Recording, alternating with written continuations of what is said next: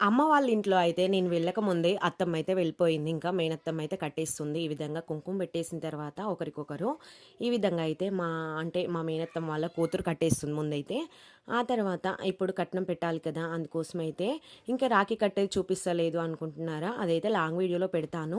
కొంచెం టైం తీసుకుంటుంది అంతే. అలాగే కట్నం కూడా ఇక్కడ సారీ పెట్టేశారు మేనత్తమ్మకి. కట్నం పెట్టేసిన తర్వాత ఆడపడుచు కాళ్ళైతే మొక్కేస్తున్నారు డ్యాడీ అలాగే అమ్మ. కొన్ని ప్రాంతాల్లో అంటే కొన్ని చోట్ల అయితే వదిన అలాగే అన్న కాళ్ళు ఆడపడుచు మొక్కుతుంది. కాకపోతే మా సైడ్ అయితే ఆడపడుచు కాళ్ళే మొక్కుతాము. తర్వాత తాతయ్య కూడా రాఖీ కట్టేసి స్వీట్ అయితే పెడుతుంది. నేను కనబడట్లేదు అనుకుంటున్నారా? ఇక్కడ చూసేసేయండి, నేనైతే వచ్చేసాను.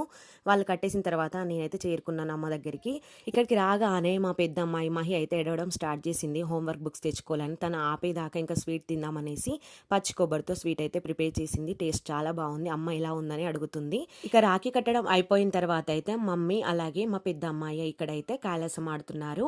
తినకి చాలా ఇష్టం. అలాగే డాడీ చిన్న అమ్మాయి కూడా ఆడుతున్నారు. ఇదండి మా ఇంట్లో సందడి ఈ విధంగా ఉంది.